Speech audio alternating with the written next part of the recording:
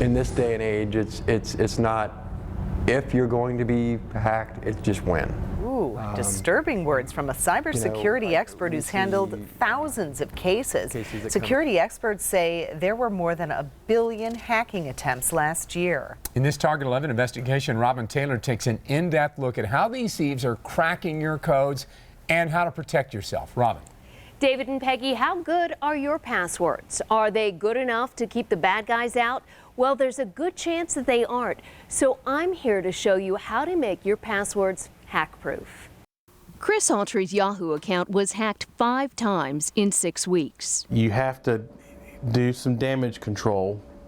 You know, you have to go and call friends and be like, hey, man, I'm sorry you got this. The hackers bombarded his contacts with spam, and then this. The worst one was porn. Oh, that's terrible. It was highly offensive. What makes it even worse, Chris is a Baptist minister. This is rather embarrassing, isn't it? It's horrible. It's just horrible. Rick Wallace is a cybersecurity expert.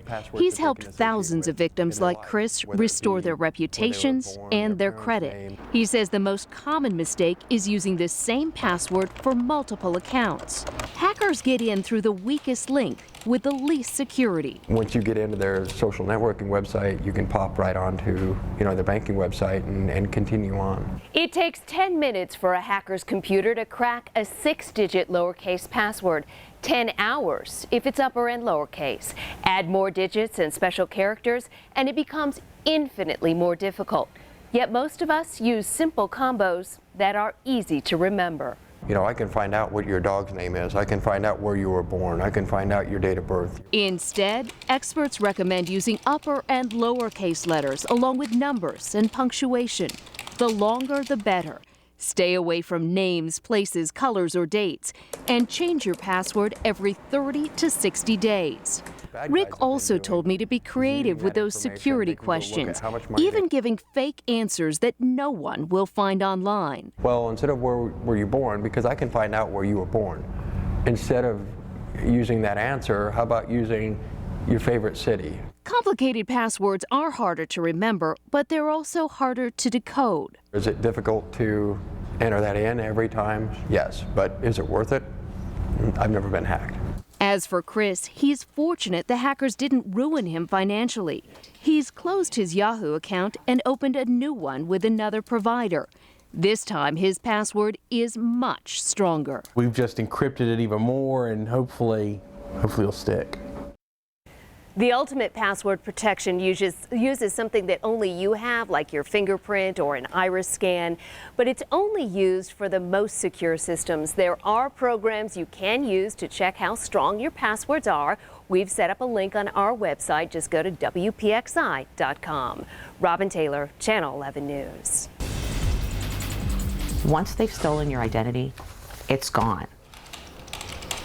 Every 3 seconds, there's a new victim of identity theft. In fact, 2 new reports found ID theft is increasing at an alarming rate, with more complaints filed with the Federal Trade Commission than ever before. Target 11 consumer investigator Robin Taylor live in the studio now with a look at this disturbing trend. Robin? Well, Peggy and Darius, the Federal Trade Commission says for the 11th straight year, identity theft is their #1 complaint.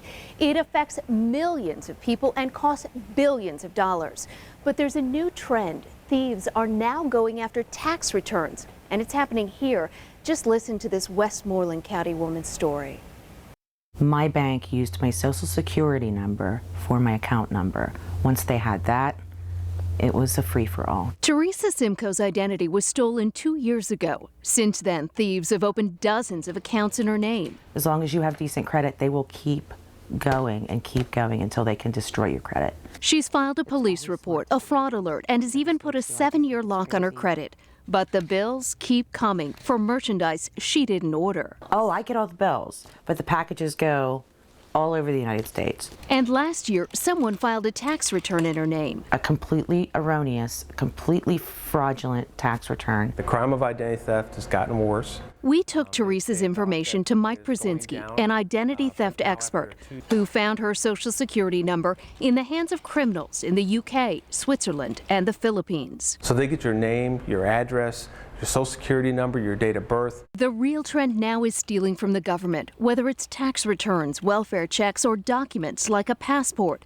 Mike found 2 passport applications in Teresa's name, along with multiple fraudulent tax returns. Once that social security number is in the wrong hands, they're going to keep using it over and over and over again until you can get somebody to turn it off for you. Teresa is constantly filing fraud reports. If she doesn't, she could be held liable for the bills. It sounds like such a headache.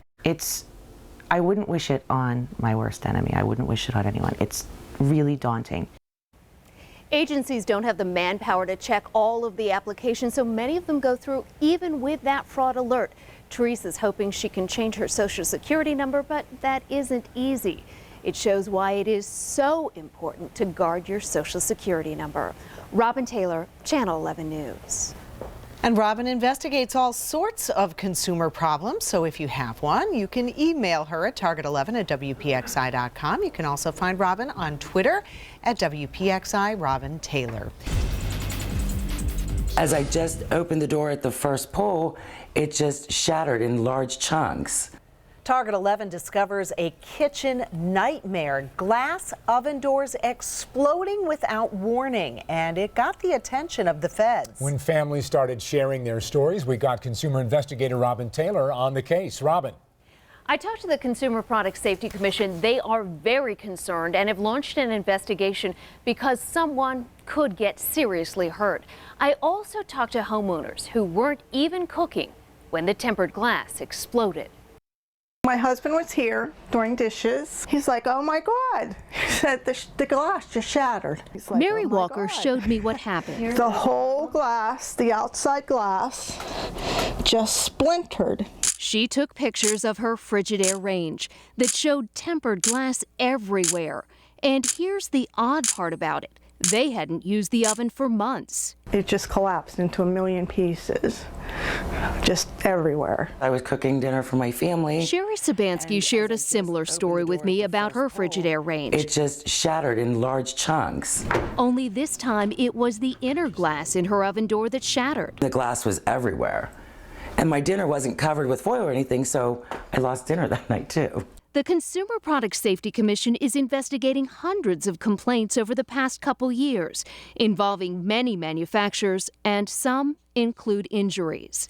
A spokesman told me it's happening with alarming frequency. The agency is really concerned about this. Local appliance repair experts are finding the glass in newer models isn't as sturdy as it used to be. It's very frightening when you hear the chink of the safety glass just breaking everywhere. Isn't that a defect in the manufacturing process? Under the first year, it is covered under certain terms under your warranty. After that, you're on your own. Technicians are taught to look for telltale signs indicating what caused the break. You may have hit it with a grocery bag 6 months previous, and it may have taken that long for just a vibration in your kitchen to initiate that crack. The self-cleaning feature may also weaken the glass from the extremely high heat. The CPSC is looking for patterns of defect. Tempered glass must break into nuggets, not shards, and that appears to be what's happening. But that still doesn't explain why. It wasn't an extreme temperature or anything. I was just cooking chicken. Sherry's range was 6 years old, Mary's was 8. The breaks came without warning for no apparent reason. It just baffled us. It still does. We still can't figure out why it would do that. Frigidaire told me, we take the safety of our products seriously and work diligently with industry regulators to ensure the glass used in oven doors is performing as expected. If the glass in your oven shatters, take pictures, contact the manufacturer, and file a report with the Consumer Product Safety Commission. Robin Taylor, Channel 11 News. Very interesting, Robin. Do you have any story ideas for Target 11? I answered my cell phone and she told me I had to put him to sleep. She says a popular dog treat killed her pet, and now a local woman leads a major national lawsuit that has just been filed. Target 11 also discovered there are more victims here in our area who claim their dogs died after eating chicken jerky treats. Our consumer investigator Robin Taylor has been following this story and is here with the latest developments. Robin. The dogs ate these treats that could be found just about anywhere pet food is sold. And then they got sick. Now their owners are suing the manufacturers, saying the chicken jerky treats weren't wholesome and delicious. Instead, they were dangerous, even deadly. Riley, a happy, healthy 30-pound Sheltie, became deathly ill after his owner says she fed him Milo's Kitchen chicken jerky treats. He was in kidney failure, which was totally shocking. Riley spent several days in intensive care at Pittsburgh Veterinary Specialty and Emergency Center, but there was no improvement. He didn't even look right. Very sad looking, and we had to put him to sleep. Just like that, from Wednesday to Sunday, we lost him. Lisa Mazur is now suing the manufacturer Del Monte. I got a copy of the class action lawsuit. Her story is front and center in this case that claims the treats were unsafe, defective, and dangerous. In 2007, 2008, and again in 2012, the FDA issued warnings about chicken jerky treats made in China. But there was no recall because scientists couldn't detect anything harmful. The FDA even inspected the Chinese manufacturing plants. We have not yet identified specifically what the toxin is that's causing this, but it seems to affect the kidneys and cause an acute renal failure. New numbers show more than 3,200 reports of dogs getting sick, including 500 deaths. Most involve 3 brands: Milo's Kitchen, Wagon Train, and Canyon Creek Ranch. In January, a new development. A lab detected trace amounts of antibiotics, and those 3 brands issued a voluntary recall. The antibiotics are meant to keep chickens healthy, but are not supposed to end up in food. We have to get to the bottom of this, and I think recalls are the safest way. Manufacturers like Del Monte say there's no indication that the trace amounts of antibiotic residue are linked to the FDA's ongoing investigation. Even the FDA told me these residues are highly unlikely to have caused the illnesses and deaths. As for Lisa, she thinks the treats should have been recalled years ago. I don't want Riley to die in vain. I want people to remember him and the pain that he went through because I didn't know. And it's not fair that I didn't know. Another woman in Carnegie shared a similar story with me. She says her dog also died after eating the treats. Del Monte and Nestle Purina both say that their products are safe. Since it's still unclear why dogs are getting sick, many veterinarians say stay away from dog treats that are made in China. Robin Taylor, Channel 11 News. Continuing coverage of the complaints about Purina's Beneful dog food. Target 11 is getting calls, emails, and Facebook postings from pet owners concerned the food may have sickened or killed their dogs. We first told you about the complaints last night. And since then, our consumer reporter and investigator Robin Taylor has been fielding your questions. Robin. David and Peggy, let me start by saying we don't know if it's the food. Purina says there's nothing wrong with Beneful. Even the FDA says there's no warning or recall at this time. Yet hundreds of complaints have been filed with Consumer Affairs. The FDA is aware of them and is looking into the death of 2.5-year-old Maisie, an English Mastiff that went into kidney and liver failure after eating Beneful. The FDA is testing the food and awaiting toxicology reports. After my story aired, I heard from Andrew Cooper, who lost 2 dogs. He wrote, "The kidney failure set on so fast, we had to put the first down the first week of November 2012, and the second down 2 weeks later to the day." Like a lot of other emails that I received, Andrew wanted to know whether Beneful caused the deaths.